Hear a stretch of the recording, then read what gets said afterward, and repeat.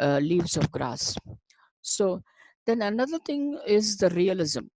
Very important term here. He talks about working class.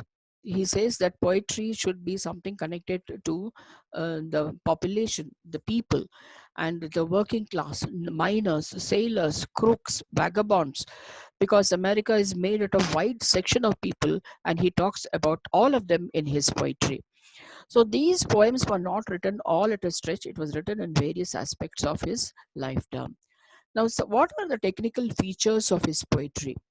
The most important thing you have to understand about Whitman is he is the first American, early American, to break away from the usual poetry norms of using the meter, rhyming scheme, and all that, to come out with free verse, breaking from the strict metrical order that came from Europe. And he was inventing a new kind of poetry, a poetry which is free to express itself, not bound by meter and rhyme, and is a powerful innovation or innovation of Whitman. Even in 1860s we have this innovation. Okay, and you can find the influences of it in one of the great writers called Allen Ginsberg's poems. Then use of nature. How does Whitman uses nature in his poems? The unconventional way of writing style. Okay, his poems. If you read Whitman's poems, they're more like a conversational mode. The word "I" that means Whitman, and the word "you" is the reader. You look at any of his poetry or any of his poems, he uses the word "I" and "you." That means what? I means the poem, the poet himself, and you is the reader. So he's talking to the reader in a conversational style of writing poem. So his poems directly addresses the reader.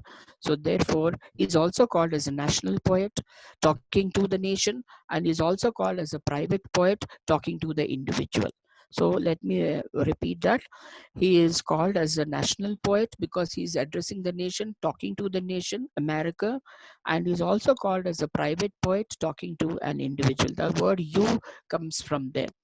So that is why his poetry is remarkable. Now, another part of his poem is I Hear America Singing, images of America, depiction of America as an energetic, progressive nation. Okay, very optimistic he sounded in his poem. After this American Revolution had taken place, all the slaves were free, America started developing in a fast pace, lot of buildings, constructions, mammoth buildings, skyscrapers, all were coming, and people, we can see a lot of movements there.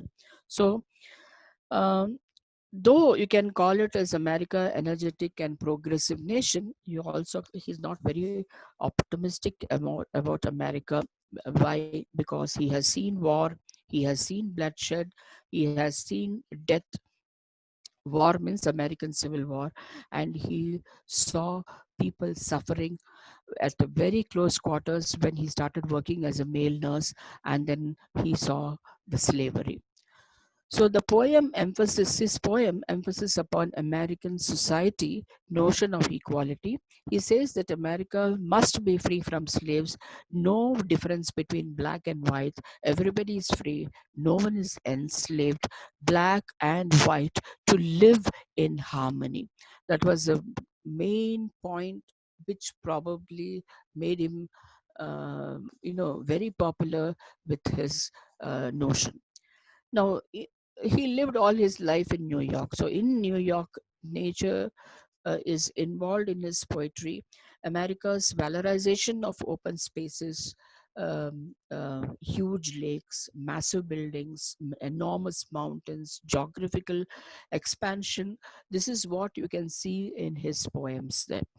So the city, New York, he enjoys New York City, the big buildings, the works of people engaged, the momentary, fleeting relationship with people form with each other. Relationship which means not very deep, but one stranger looking at another stranger, giving a small smile, that also can be a relationship according to him. So then walking by and exchanging small greetings and smiling to each other. He enjoys all that, the simple things which he talks about in his poem. Then the city has so many people, heterogeneous, so many relationship, and the fleeting of nature are portrayed in his relationship. Now, I Sing the Body Electric is a very important poem he has written, Equal Importance of Body and Soul. Now, this is where you have to understand, because your poetry, talking about, I have said that the soul is not more than the body, is depicted on this notion of um, body and soul here. According to him, the body is a certain spirituality. He enjoys his body, he has a strong spiritual element as well. Spiritual connection between men, spiritual connection between men and women. And it is the spirit that it is celebrated by using the body. He always glorifies body. He says one should not be ashamed out of it. Now, there is also a confluence of Indian writing in his poems. Here we talk about body, which is actually means that we are talking about the soul, Atman, Atma, soul.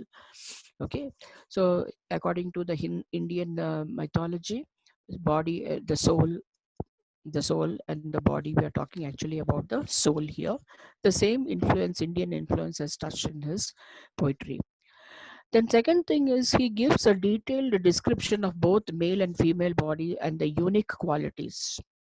Very important thing is protest against exploitation of colored bodies, then critique of prostitution. As he started writing, these new points started coming into his poetry, and pay attention to the beauty of the body, that is the vivid and the minute description of human body. So human body is a part of nature, therefore they are interconnected. So if you are celebrating nature, you have to celebrate human body too. This is the main essence of his poem. Now let's talk about what are the mm, how he talks about the another thing is how tragedy of civil war is being portrayed. We can see the element of pathos in his poem, because the pain in which he has witnessed at very close quarters in American Civil War, and then which is iconic contrast to the nature and war-ridden human life. Then he uses lot of personal elements and the criticism of war. So during the Civil War, he made intimate relationship with young men, and this intimacy that contributed to the democracy. When I saw intimacy, because I told you, as a male nurse, he had to nurse the bodies, male bodies. He at close quarters, he was a witness to the beautiful male bodies.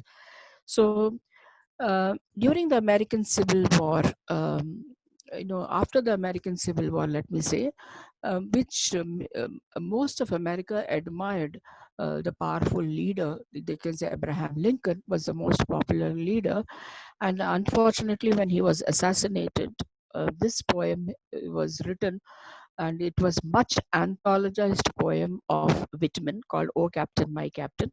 It was dedicated to Abraham Lincoln, president, and also another poem, When Lilacs Lost and Doriad Bloomed.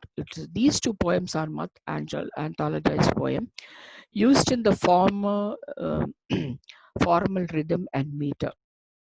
Used lot of allegory and metaphors to write this. So I hope all of you know what is an allegory.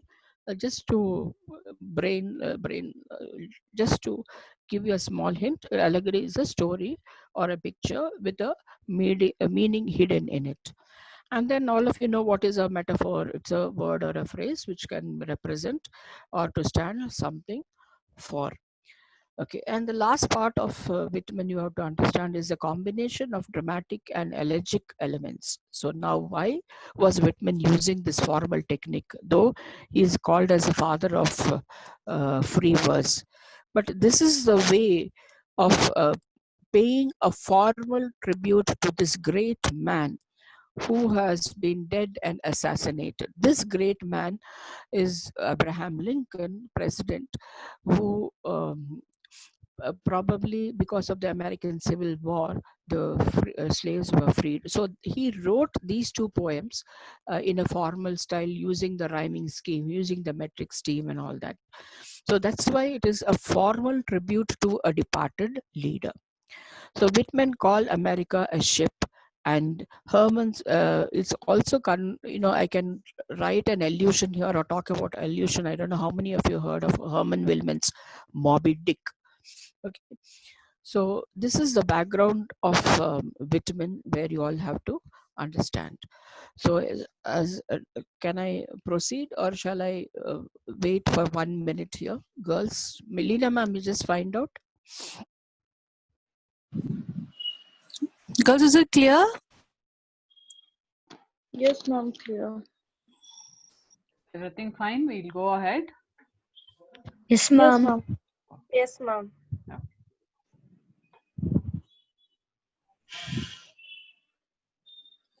Go ahead, ma'am. You're okay? You want a break or something? Ma'am? I had water, don't worry. My voice is cracking continuously talking. Okay, we'll wait for 5 minutes, ma'am. Then we'll start. No, Rita. I'm all right. I'm fine. Only Yeah, my ma'am. voice is hoarse, that's all. Okay. So let me go to the poem. I hope all the girls are having their poem. I'll just give a brief this one. I have said that the soul is not more than the body. As I told in the previous sessions, that soul and the body are one and the same. And then he breaks away from the norms of puritical writing, saying that the soul and the body are one and the same. According to the puritical church or the priests, they say that only if you come to the church and pray to God that you will go to heaven or something like that. So these Emerson, Whitman, Margaret Fuller, and Thoreau broke away that norms. So I have said that the soul is not more than a body. Okay, so this particular session depicts the ubiquity that is found everywhere to God. The word have said, if you notice in the first line and the second line, I have said that the body is not more than the soul. Very important explanation here. The section commences with poet's acceptance that the body and the soul are equally important, and he sees them on par. That means what? Both are same in equal. They're nothing less or nothing more. He tells that the God cannot be greater than oneself. Okay, he clearly states that human mind must have sympathy. He must have sympathy for his fellow beings in the journey of earth. Look at that. And nothing that God is greater than oneself is. And whoever walks up along without sympathy walks into his own funeral dressed in shroud. That means what? A man should be very compassionate by nature. Okay, this compassion, he felt it, and in fact he says himself, many people call Whitman as a compassionate poet, because this is what it reflects on his life. And more compassion was shown when he was working as a nurse, male nurse, and this he thanks God and for giving a blessing that he, this side of nature, that is, he's compassionate towards human beings. So he slowly talks about how one has to be very sympathetic towards their fellow human beings as your life journey starts from here. Then another one is, and I, look at the sentences here, and I'm reading the fifth sentence. And I, or you, pocketless of a dime, may purchase the pick of the earth. Okay, and then to glance with an eye and show a bean in spot confounds the learning, um, learning of all times. Okay, now whether you have a dime is 10 cents. The human, he explains very clearly, whether you're rich or whether you're poor, whether you're having a dime is 10 cents. Okay, um, the purchase and pick of the earth. Pocketless means what? Probably at that particular time when the Civil War has taken place, he talks about America, where people are going through that phase of life where there are no jobs, very difficult to earn, and the maximum salary they could get is only a dime. And with that dime, They go around purchasing whatever they want, whatever they could, roaming from one place to another like a free soul.